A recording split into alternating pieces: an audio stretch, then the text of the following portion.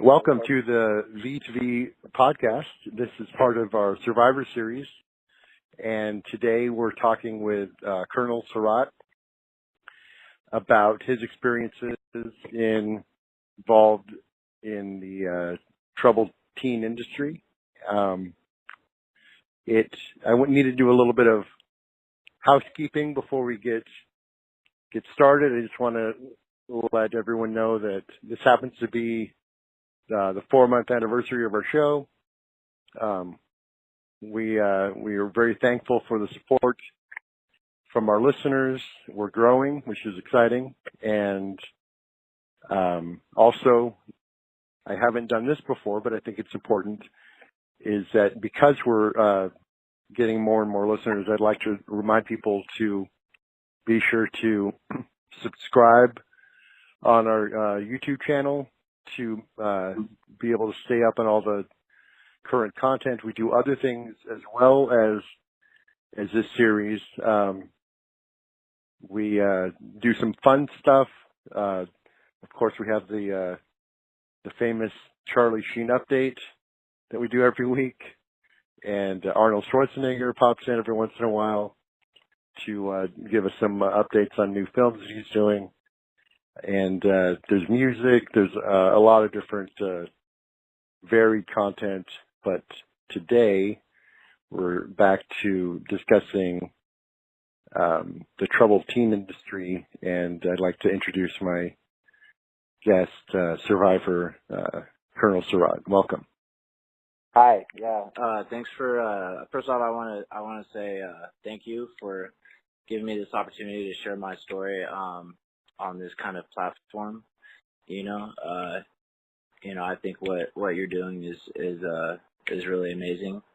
Because a lot of people don't know about these programs. I know there's been some documentaries before on BBC and stuff like that, but it just seems like the notoriety of them has kind of died down, and I think it's important because to my understanding, there still are programs that exist, like Tranquility Bay. There are many. There are many. Yeah, it's still a very much ongoing thing. One gets shut down, another one pops up. Yeah, right. Sure. And the reason we're doing this, and thanks for the compliment. The reason we're doing this is because we think it's effective to have these one-on-one, individualized stories where people can explain exactly what they personally went through, and then when you look at all of them together, you really get a good idea from people all over the country that points to a very particular thing, that there's similarity after similarity in what people have gone through as young people, and I haven't yet heard anything that different, and I think that's important because even though they're governed from state to state, each state controls how their particular programs run. It's not a national thing. But even so, there doesn't seem to be a whole lot of difference, and what we're hearing isn't necessarily positive. We're always trying to keep an open mind about this stuff and not try to project what we want to hear. But like I said, what we are hearing is, it's really a negative picture. And I imagine that, you're going to be sharing some interesting things with our audience about what you personally went through for 3 years, 3 different programs. So I went to 3 different programs, totaling I'd say about 16 months. Mm-hmm. Okay. And I know for a fact it would have been longer. My parents were pretty committed to me not coming home till I graduated. So I was going to stay at Tranquility Bay till I was 18 if it hadn't got shut down while I was there. All right. Let's back up a little bit. Yeah. And because I want to know kind of what life was like for you before. Because as I told you before we started the broadcast, that we're not saying that young people don't have real emotional, mental health problems, drug problems. Like I think we as a people in general understand that kids are impulsive. They don't listen. They're kids. There's, in fact, you can go back 6,000 years, and in Egyptian hieroglyphs written on the cave walls, there's a message that says, the kids these days aren't listening to their parents.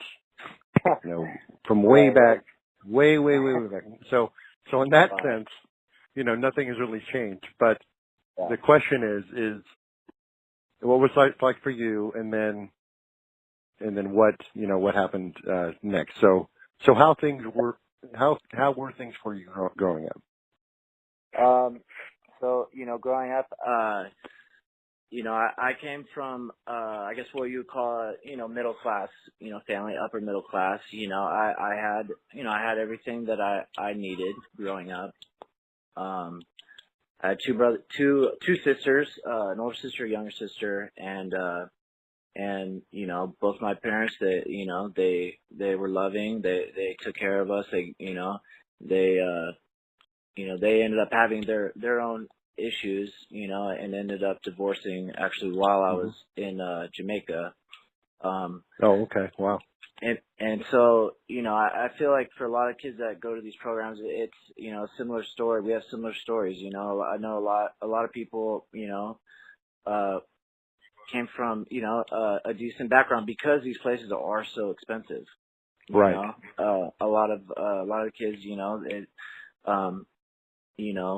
had everything that they needed growing up, but, the dynamic of, my parents, fighting, every night, going to bed, listening to them, yelling, it affected me. It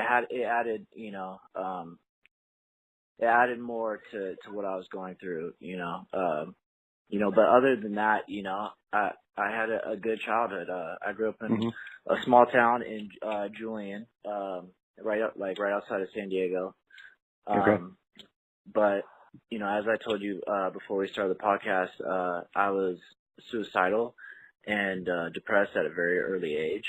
I would say back to 9, 10, 11, 12. Actually, to this day, my parents still don't know this. So if they end up listening to this podcast, they'll end up finding out, I guess. But it's just, it's always a hard thing for me to talk about. So, so I tried committing suicide twice, when I was 11 and then when I was 13.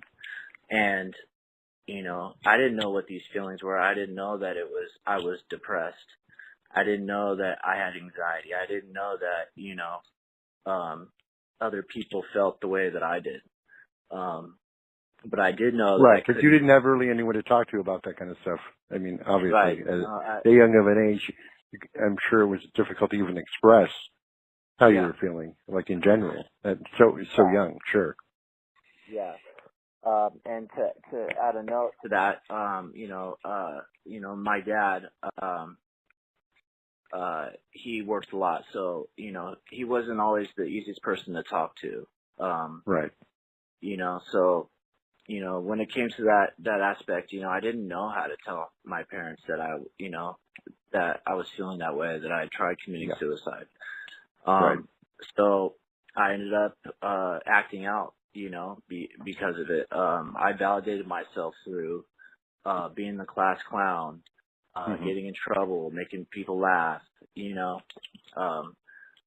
and, I was doing it to cover up these feelings. And then, when I found, I smoked marijuana for my first time, it was just like, the greatest thing in the world to me.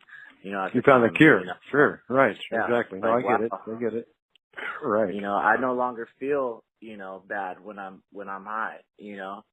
So right. I really ran with it when I started smoking weed. And so in junior high, I started smoking pot 7th grade.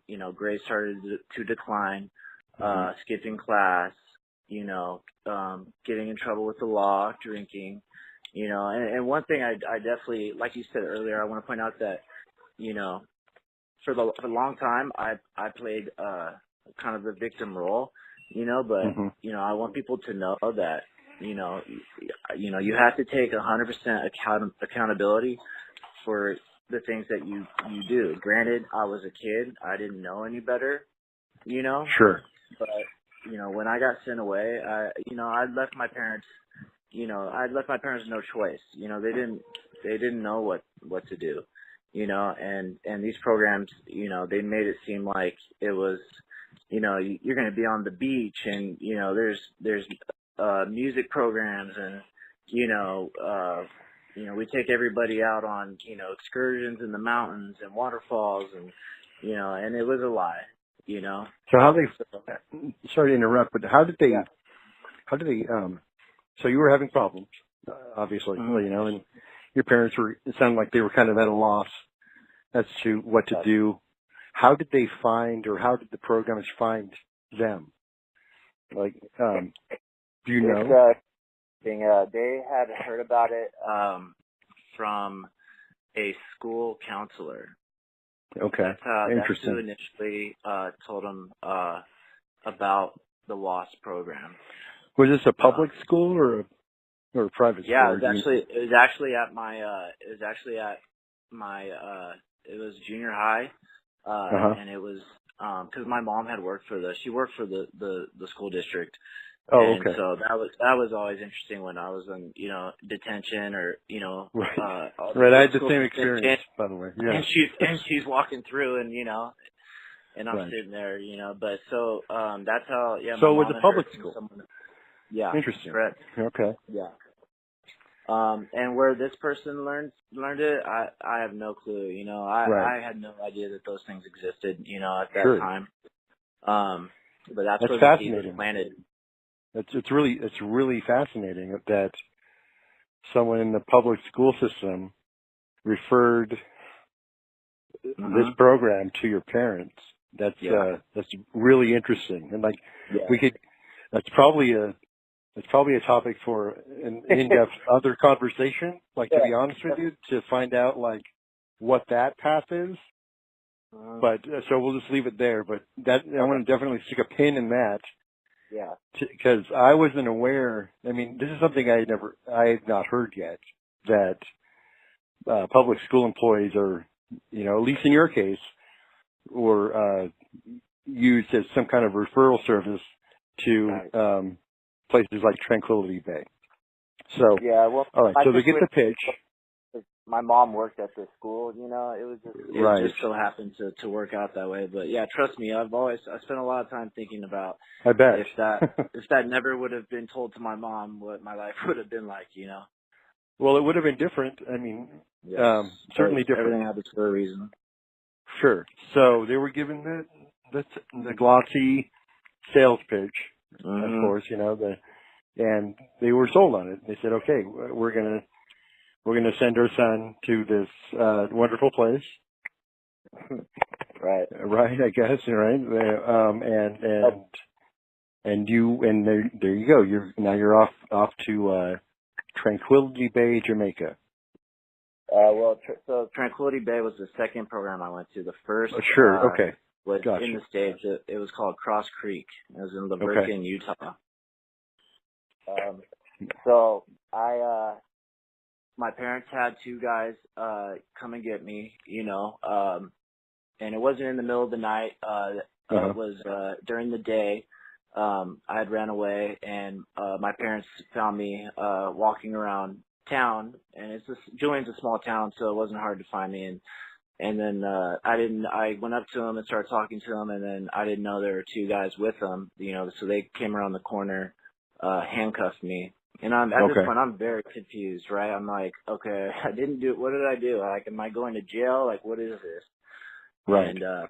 And they had already had all my stuff packed, and it was a split second thing, man. I barely got to say goodbye. They said, we're sending you to Utah. And, that's it, so, and then I got put in the car and drove off, so my head's spinning, I don't know where I'm going. I don't know who these guys are, Right. My parents didn't know who they were, they don't, after, learning after, I came home and stuff, like I learned that a lot of these guys that were hired to escort kids, they had no training. Mm-hmm. They had, they weren't licensed, any kind of like security, they weren't licensed or trained to handle any of those situations, Right. Coming up on a pretty, soon future show, I'm going to be talking to a transport owner who, did it for a year, and I guess he did it for a year and then had a big change of heart because of the things that he did and saw. So that should be really interesting to get that perspective too. That's really cool. So these guys they just drive you away and take you to a school in Utah, like a therapeutic boarding school. So when I get to Utah, it's the building is a 2-story building, bars over all the windows. Mm-hmm. So they have someone show you around, kind of like a buddy, that gives you the, I guess the rundown on what, life's going to be like there. Right. And, so I find out really quickly that the place is really strict, it's very strict. Mm-hmm. And they make you, learn about these seminars. So the whole program is based on points and levels and going to these seminars, graduating these seminars, and then getting to level 6, I believe. And that's when, magically you are, declared okay to return home. And I think, if you do everything perfect and don't ever get in trouble, I think it takes maybe about a year to graduate.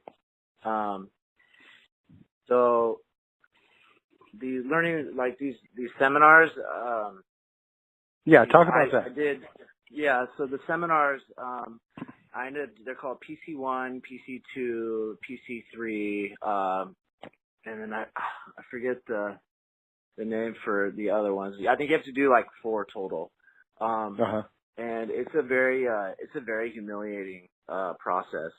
So go ahead. I'm sorry to interrupt. No, go ahead. No, my mind is like going to all these like places. So, explain a little bit about. No, the question I had is that is this like the peer-to-peer stuff? It's you could say so. It's actually you're in this huge room and there's a lot of people there.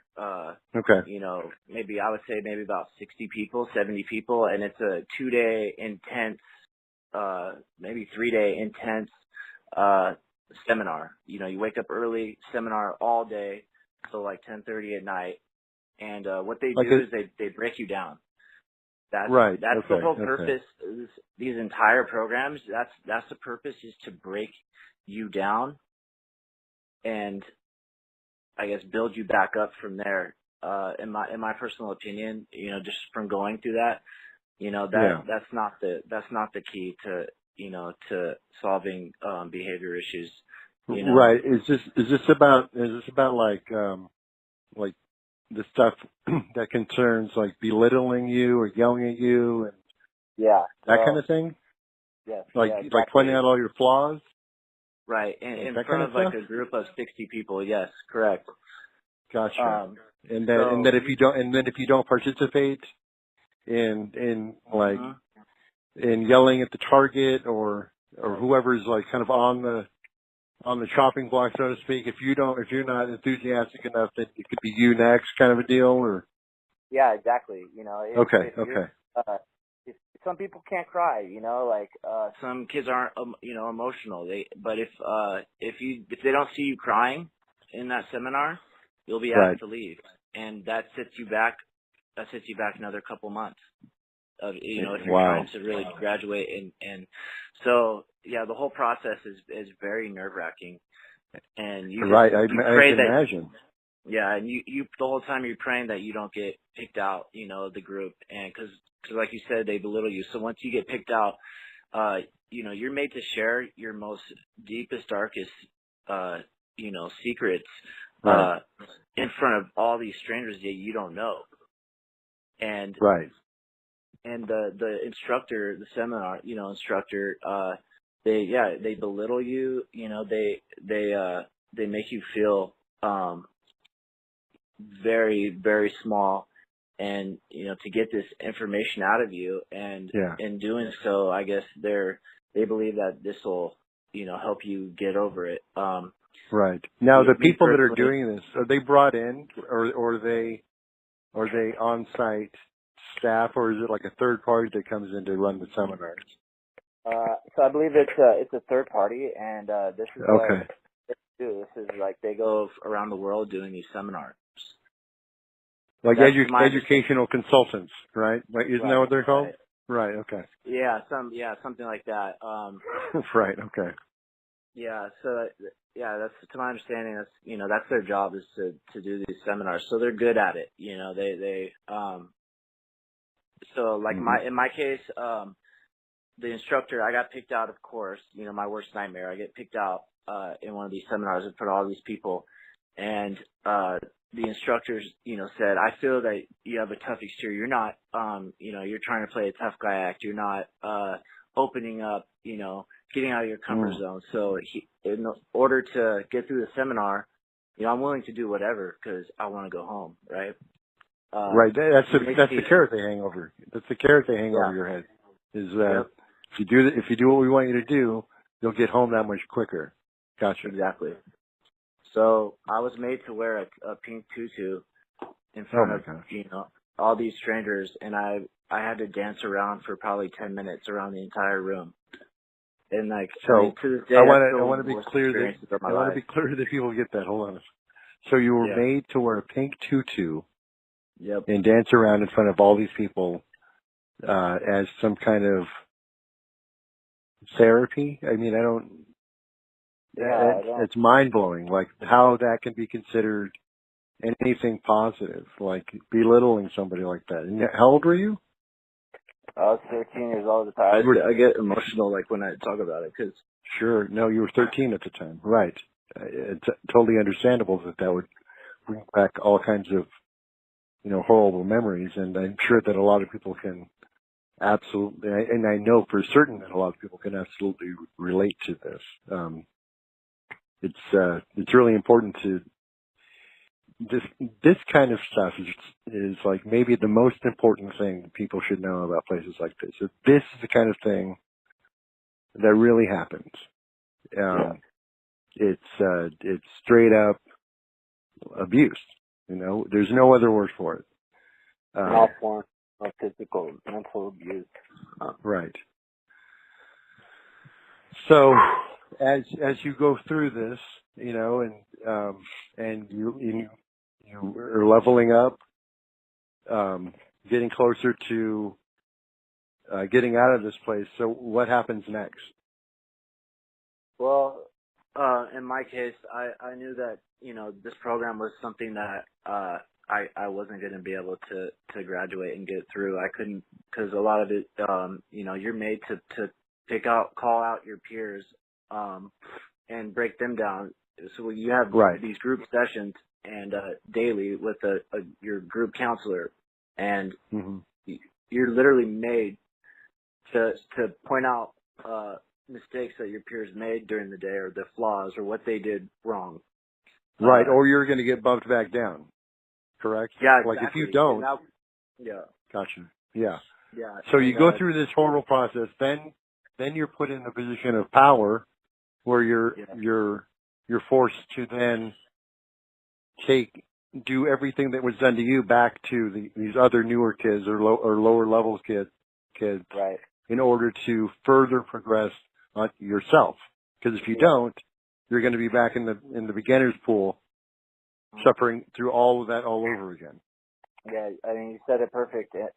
So just, I mean, imagine it this way. So you get to a certain level, and in order to graduate and get home, it is a guaranteed thing you have to do. You have to go to, your counselor or to staff and tell on people, oh, this person, did this, or in your group sessions, call people out on things that they did, that would earn them a category. So like that's Right. a slip of paper that, if you cuss, it's a category 2, right? It's a write-up. And then, you get a certain amount of points deducted. And then so you're purposely making other kids stay there longer in order to get yourself out of there. Wow. How is that, how is that building character, Right. How is that? How is that in any way positive? Sure. Is this the kind of place where the adult staff kind of hung back, and it was more run by the kids themselves in a lot of ways? Like you were the eyes and ears of each other. Yeah.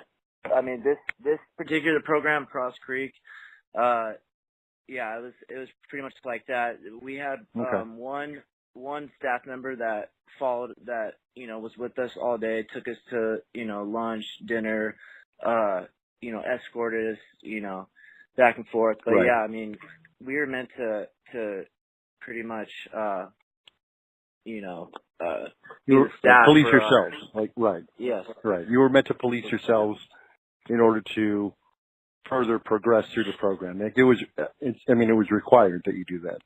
Yeah, exactly. And so this is something I knew that I couldn't do, and and so I started to not do the program. Right. And my parents had written me letters saying that if you don't graduate, you will. Actually, this wasn't till Jamaica, so I'm getting ahead of myself. So I was at Cross Creek for 4 months. So basically, after the first couple weeks, I knew I wasn't going to be able to I didn't want to follow the program. I didn't want to do it. So I started getting in trouble. You get a certain amount of write-ups, and you go to level 0. And this is another thing to humiliate you, to break you down. You're made to wear all orange, right? So everyone else has a normal uniform, but you're made to wear all orange, and you're not allowed to talk to anybody the whole day. So you go to class, you go to lunch, you walk in line with your group, but you can't talk to anybody the entire time that you're on level 0. Right.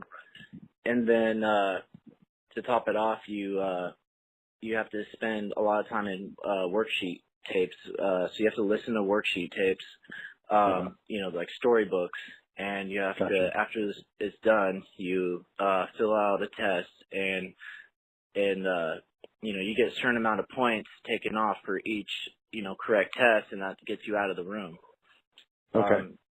So you rack up enough write-ups. I spent months in that room. And you don't get to go to school when you're level 0, like in trouble like that. So that's another thing. That's another thing we should pause on. Okay, if you can. Now, the idea is, of course, that as you're doing this program, you as a child, 13, 14, 15-year-old child, you should be in school as well, like following some basic curriculum. So if you don't follow a portion of the program and get to level 0, you're not allowed to go to school anymore. Correct. Yeah. So that's not right. I agree. That's something that should be known. That's what they tell your parents on too. I mean, that's what they tell your parents on, that it's work at your own pace. Your child has the opportunity to to catch up in school, because I'm sure myself, and a lot of other kids weren't going to school or, were behind 4 grades. So, Sure. of course, parents are like, yeah, man, that's amazing. My kid can get caught up, and graduate, in 2 years or whatever, or, Right. do 2 grades in a year.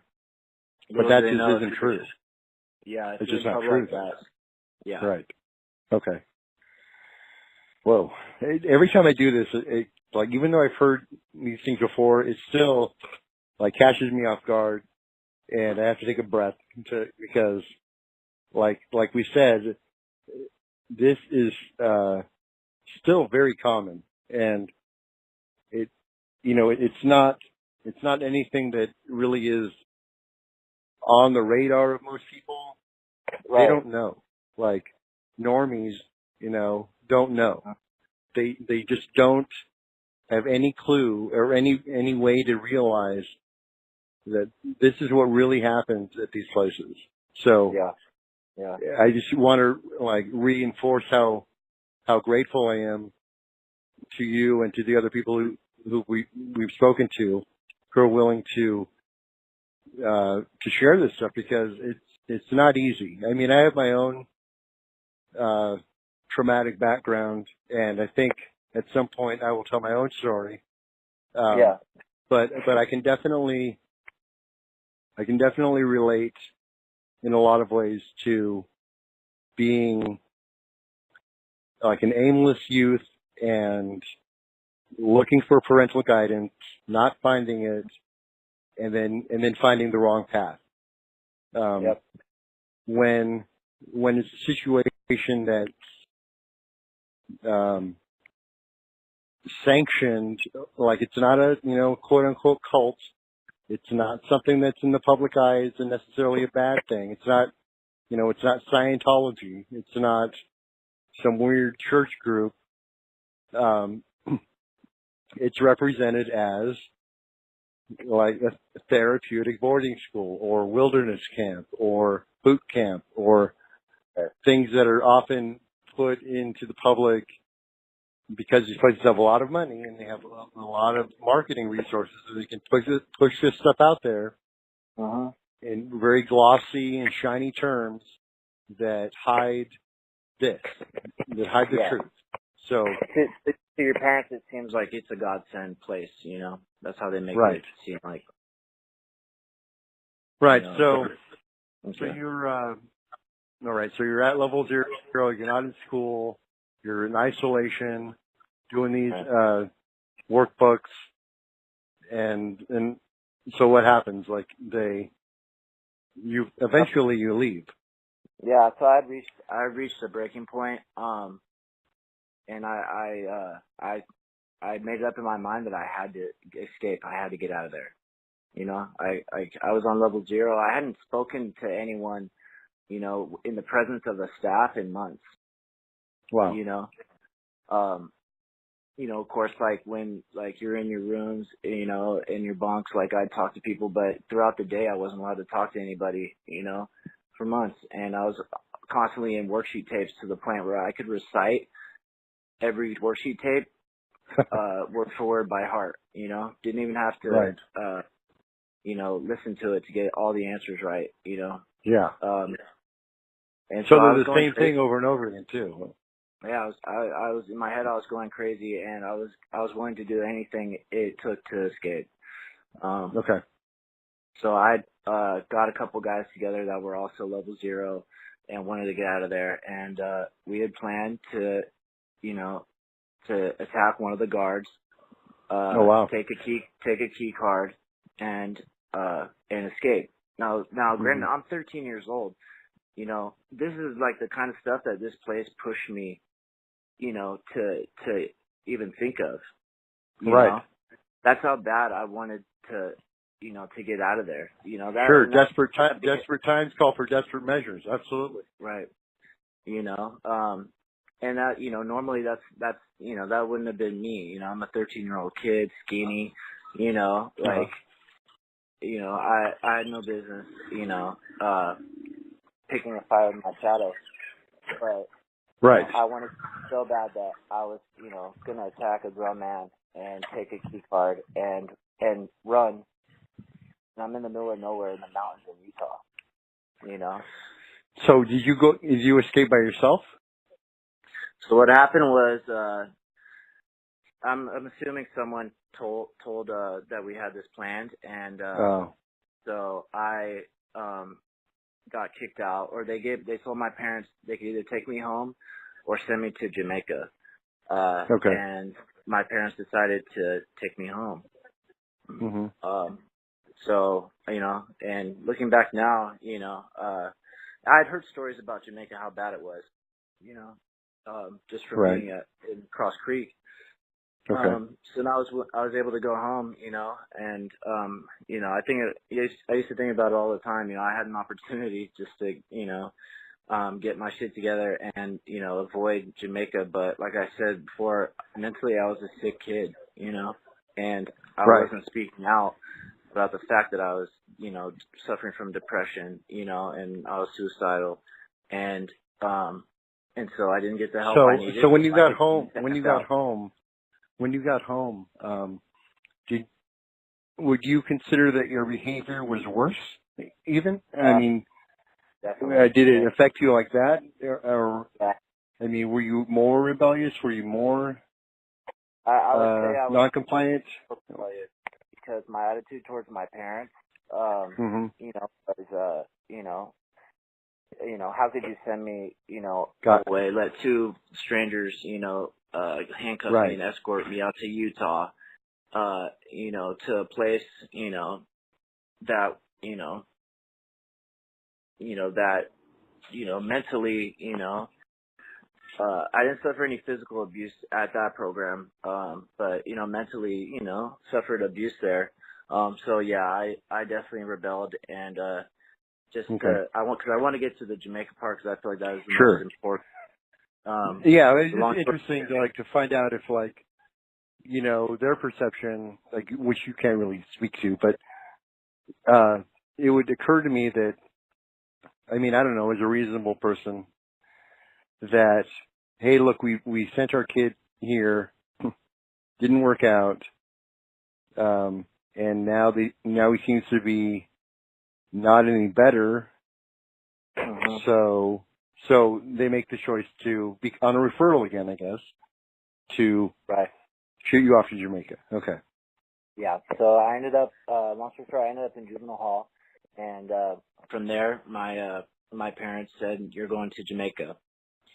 And again, I was so afraid of Jamaica, I escaped from juvenile hall. Wow. And it was out in San Diego. It was out in the mountains by the border of Mexico. And when I was out there for like a day and a half, I got picked up by Border Patrol.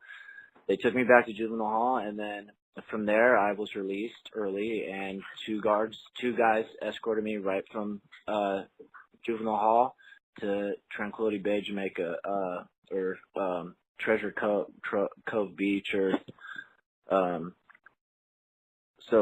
we went to Vegas, caught a plane from there to Montego Bay. Okay. And instantly it's a complete culture shock, you know. Right. It was just so surreal. You know, I'm in a foreign country, you know, and ironically it's Jamaica of all places because I was smoking weed, you know, at the time. And right. But at the beginning I knew I was in for trouble because just how I was treated by the staff members that picked me up. You know, all the staff, the Jamaicans there, it was all Jamaicans. You know, they viewed us as spoiled, rotten little, you know, kids. Yeah. And they treated us as such. And so it was about a 6-hour drive from Montego Bay to Tranquility Bay. And I first get there, and you know, once again I'm met with just abrasiveness and very you know, just angry staff, you know, you know, kind of like pushing me, you know, like while I'm walking to make me hurry up. You know, I had these big flip flops that didn't fit me, you know, and so I had a hard time walking, and then, you know, they just pushed me to, to make me walk faster, and they led me to the back and where I was made to shower outside, and that's how everyone showered there. You took cold showers outside. Right. You washed your clothes by hand in a bucket, and the clothesline was hanging right above a sewer that smelled terrible. Oh, wow. Literally right above it. And my parents were spending a lot of money for this place, and I really didn't have any amenities. Right. Where was that money going? Good question. Yeah. I mean, my parents, it's an absurd amount of money, and I'm taking cold showers outside. I'm washing my clothes by hand. Right. You don't really get, your parents have to send you supplies. You get maybe like a bar soap from the actual place and a toothbrush, but you don't get, body wash or shampoo. Your parents have to send that to you, Okay. So this is a really important part that, I feel like is a lot of kids went through most kids went through at Tranquility Bay, and it's had the most lasting impact on me. So the second day I was in there, I got into a fist fight with a kid. He was, he was messing with me, wanted to get a rise out of me, and at this time I'm just so lost, and I didn't care. It was in class. I just leaped over 3 desks and punched them and started fighting. So they dragged me off to this room called observation placement. This room's maybe about the size, of a bedroom, small bedroom. It had a bathroom in the corner, tile floor, and like 2 windows on the wall, on the far wall. But other than that, it's blocked off from, the rest of the facility. It's a long hallway, to get there. And once I was there, I was made to lay on my face. And this part's always hard for me to talk about. So,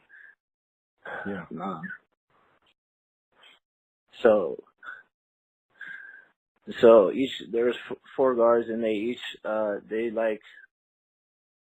so they brought, sorry. No, it's okay. So they sprawled me out, spread eagle, and each got on one of my limbs, and at the same time, they all proceeded to put their full body weight, on my ankles, on my elbows, and grind my kneecaps into the tile.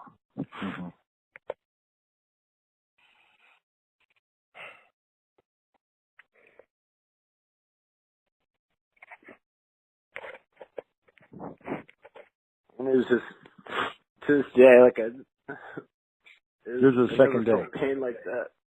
Right.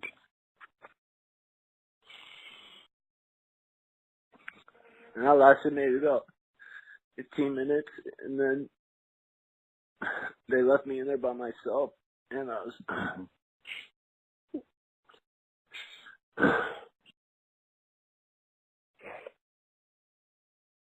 was made to lie on my face. I was in there for like 3 weeks. Wow. I could only get up to eat and use the restroom. But other than that, I had to lie on my face in this room for 3 weeks. And I've never felt so alone. Abandoned by my family. Right. And I couldn't tell them what was going on because they would read your letters. And if they, if you were able to tell your parents, they would tell them that you're just manipulating them to come home. And of course they're going to believe it, because that was the behavior that, I was doing before I left, So I never felt that kind of hopelessness. Right. So, I mean, it was at this point that I completely gave up. Yeah. Well, right. That's kind of the idea, I think, is to use force to gain complete compliance. And, these are the tactics that are used, and they're effective in the sense of getting kids to not want to have to go through that stuff. I mean, that's a huge threat, and not just a threat, but it's done, and then who wouldn't comply? Like, that's that's like Guantanamo Bay stuff. That's the kind of stuff that doesn't happen to adults. Yeah. That's one of the things that I often go back to, is that because I've worked in adult alcohol and drug treatment, and there is absolutely no way ever that anything like that would ever be condoned or tolerated or accepted ever, Yeah. But with a child, it's done frequently, and not really because of the letter reading, the restrictions on communication. It's just not well known. It's another one of those things that is so important that people understand, because with that understanding, that can, one,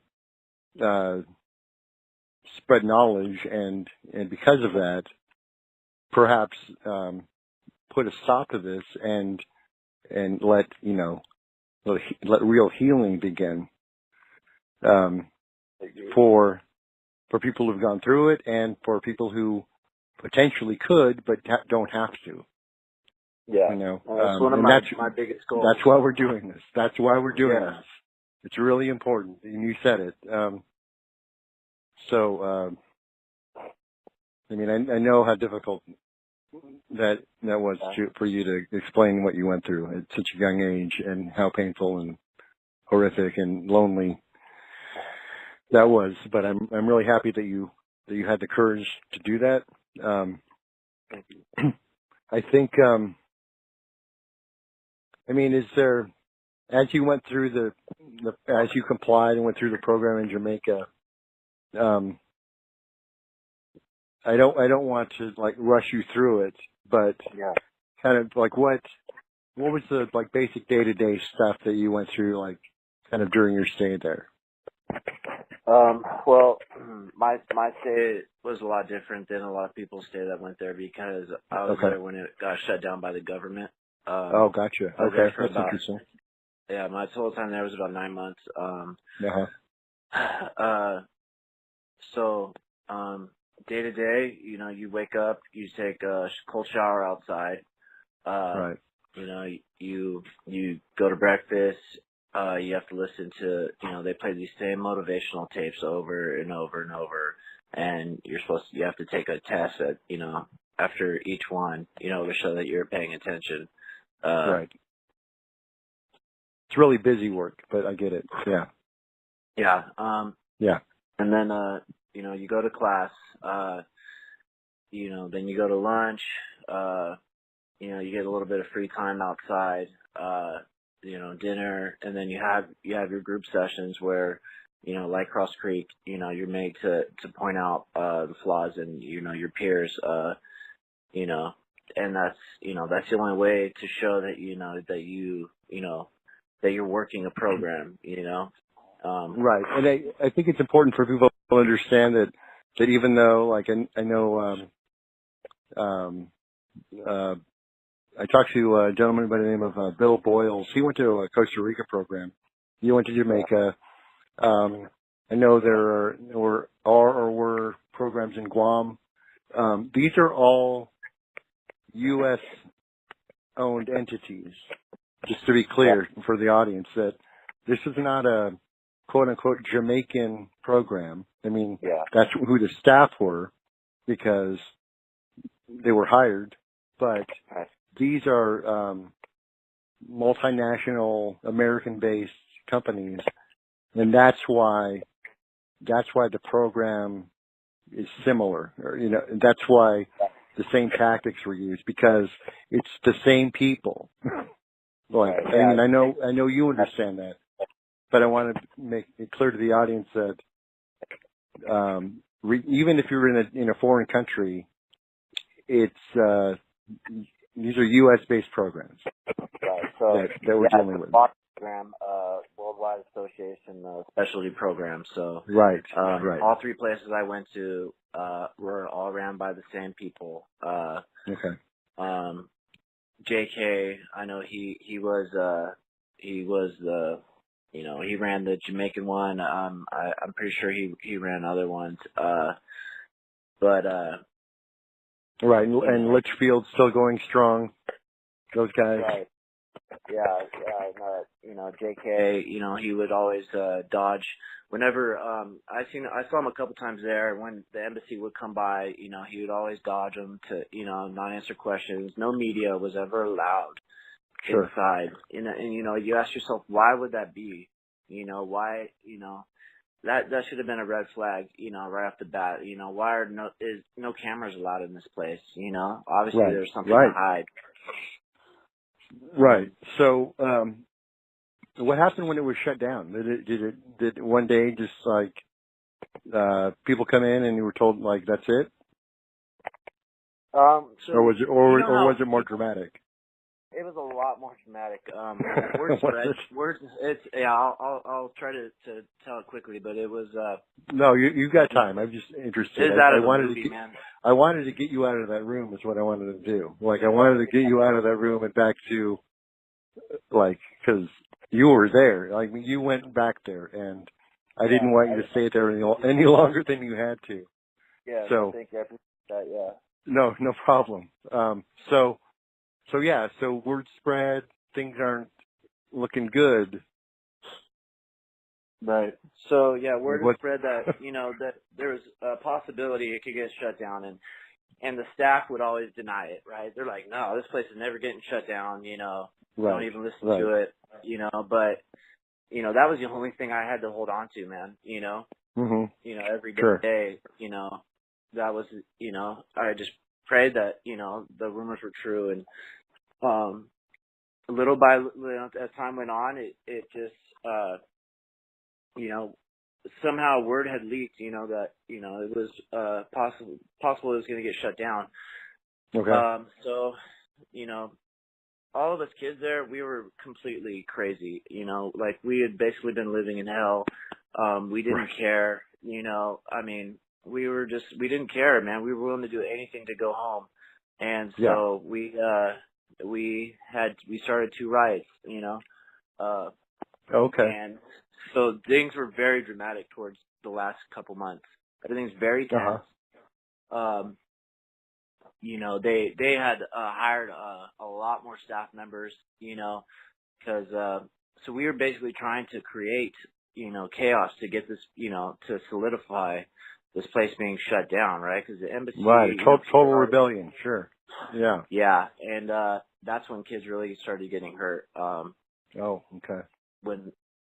So if anyone that participated in the riot, it was definite observation placement, for, weeks and weeks and weeks. One kid that I knew got his jaw broken. A staff member hit him with a radio, broke his jaw. Wow. And of course, they told the parents that, during the chaos, somehow, he must have, slipped and fell, did it to himself. They were, sure. They completely had nothing to do with it, right? That's what they said. Right. At this time, this is when every night I went to bed, it was to the sound of kids screaming, They, and I feel like the guards mentality at the time too was a lot worse, because they knew they were losing their jobs, and they completely hated us, And so the guards, honestly, they cared just about as much as we did. They didn't care, so kids were really getting hurt at this time. I mean, I'll never forget, trying to sleep and, kids were screaming, in observation placement, going through the same, punishment that I had endured, getting sprawled out and, right. They call it restraining. Right. That's their technical term for it. So, yeah, one day they, word came down that it was, actually getting shut down.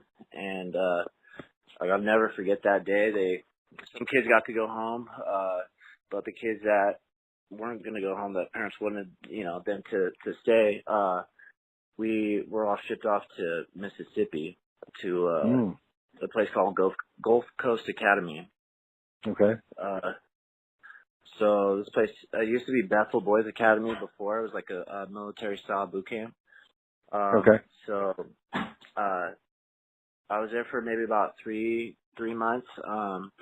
And as soon as I got there, it was complete chaos because they had opened this place quickly, in order to have a place to bring, people from Jamaica. So they had hired staff that were like local in the area. A few of them they were active gang members. Like I'll always, remember that. Really? Yeah. Wow. Yeah. One guard got fired because he was bringing in cocaine and giving it to one of the kids. Oh my God. And it was at this place that I had endured, more torture. So the guards would, if you had a problem with somebody, they would take you to the bathroom, right? They would make, you fight. And really? Then they would make you fight, and the guards would just sit there, and watch it. There was just absolutely no, there's no control over this place in Mississippi. So this one kid was getting picked on, and I stood up for him, and the guy that was picking on him, I was like, don't treat him like that. And some words were exchanged, and he wanted to fight me, so the guards took me to the bathroom. But look, I didn't know that there was 3 people in the bathroom that the guards had asked to go in there, and they watched while these 3 kids jumped me. Oh my gosh. Pretty bad. Yeah, that's pretty bad. And at this point, you were like what, 14? 14, yeah. Yeah. No, I'd celebrated my 15th birthday actually. Oh, okay. All right. And I was just completely hopeless at the time. I thought, Jamaica closing down, I thought that was my shot to go home, and then I got sent to another place which was just as bad. Right. I felt like, I just felt totally helpless. But we started having riots at that place too, and the town, it was a small town that it was in, and the police were always getting called, and the town didn't like that place being there. Kids were running away, and so it was at this time that this place shut down too, and my parents had completely lost faith in the program, in the WASP program. And yeah, they came and picked me up and took me home, and then I'm thrown right back in society after, being in this crazy environment, Right, here's a weird question for you. Here's a really weird question for you. So when you finally made it back home, all that torture and turmoil and trauma that you went through, did it help you? I was so. I mean, I've never been more lost. When I came home, I'd never been more lost. I started drinking alcohol every day just to numb the pain. And one of the worst things about it was that I had no one to talk to about this. I had nobody that could relate to me. Sure. You know? So. Right, because nobody that you knew went through this, like, or I'm sure it would be really difficult for you to begin to even talk to someone who cared. Right. Like, on your own to even get it out. Yeah, you know, I would tell my friends, you know, that, you know, I was in Jamaica this place, and they were like, oh, tight, man, you smoke weed, you know, like, right. Nobody understood the totality of, you know, what had happened there, you know. Sure. And eventually it felt like a dream, you know, as time went by. But I drank every day to numb the pain, you know. You know, my parents, you know, I told them everything that happened, and, you know, I'm sure they, you know, they felt really bad for sending me there, you know. Yeah. But their response was, you know, well, you got yourself sent there, you know, like you didn't have to be that way, you know. That's an interesting response, considering that the reason that you were supposed to go to these places at all was to help you. So right. I think the perspective of looking at a child and sending them to a place like this as some kind of punishment, which is kind of a message that you got by saying you forced yourself to go here, is the wrong way to look at it. I mean, they were correct in the sense that, I mean, them saying that, it makes it clear that they knew that it wasn't necessarily beneficial to you, but rather that, well, you wouldn't have had to go to this horrible place if you were a quote unquote good kid. Right. Like, it was so. And they didn't understand, you know, the totality of things too, you know, like, you know, it's saying, oh yeah, I had to lay on my face for weeks at a time, you know, like, unless you know, experience it, you just don't you can't understand unless you have, and so yeah, I was completely lost, you know. I was thrown into a new school, and you know, I hated myself because, you know, throughout these programs, you know, it was ingrained in me that there was something wrong with me. You know, that's what these places told me. I'm not ready to come home until I graduate. You know, I'm a troubled teen. You know, you know, it was just, you know, and with your peers, picking out your flaws on a day-to-day basis. You know, I hated myself when I got home, and so. Yeah. Sure, that's totally understandable considering what you went through. So, I think, like, to kind of like wrap it up, the fact that you were a troubled teen or a troubled child is clear. Like, you said so. Like, you knew this. Like, you knew that something was wrong. Obviously, sending you to these programs was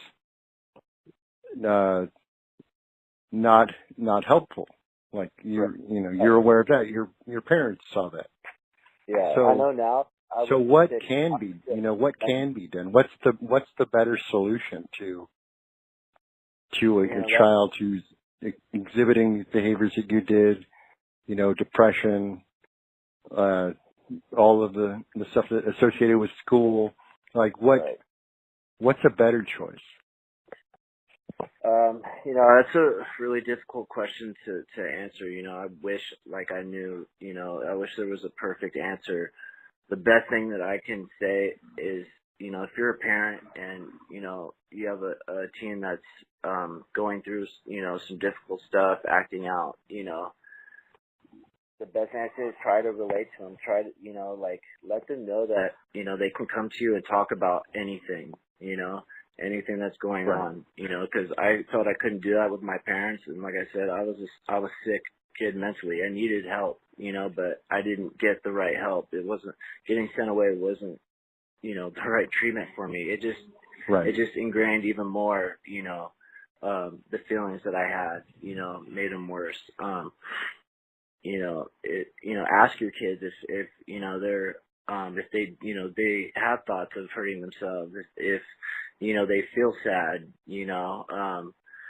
I think that's very important, to try to level with your kid and just make them feel comfortable with being able to come to you, with issues that they have, Sure, absolutely. I'm going to go ahead. No. So that's well, no. I was going to say that I'm going to put up links to Heal and the WASP Survivors website in the show notes, so that people who are listening to this can have, and who've gone through stuff like this and who aren't ready to talk, can have access if they aren't aware of it. Yeah, that there are organizations that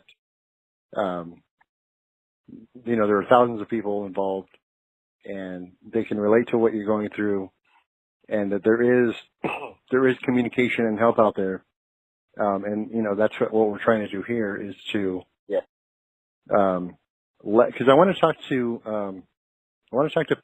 excuse me, parents too, which is difficult because I know there's a lot of rightfully so, a lot of shame and guilt that comes along with that, with having maybe unknowingly sent their kids to these programs, and they are reluctant or afraid to kind of come forward. I'm going to be talking to some I think on Saturday, tomorrow.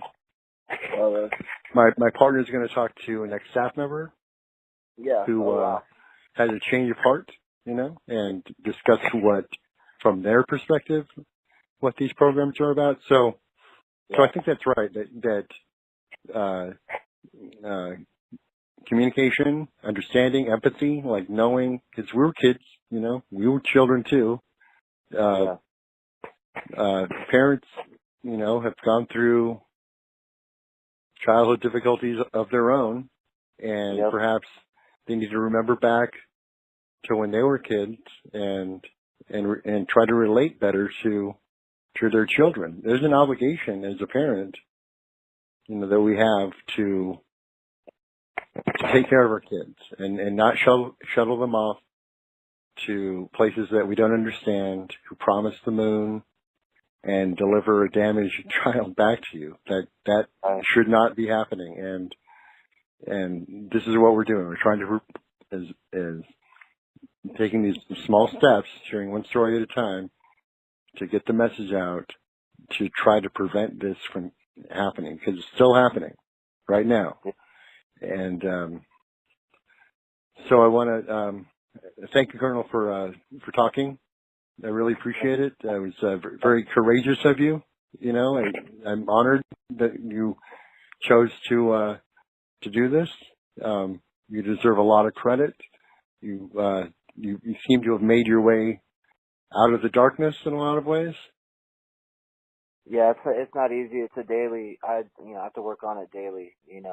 Sure, and we spoke about that a little bit off the broadcast. That we're both in similar positions, right.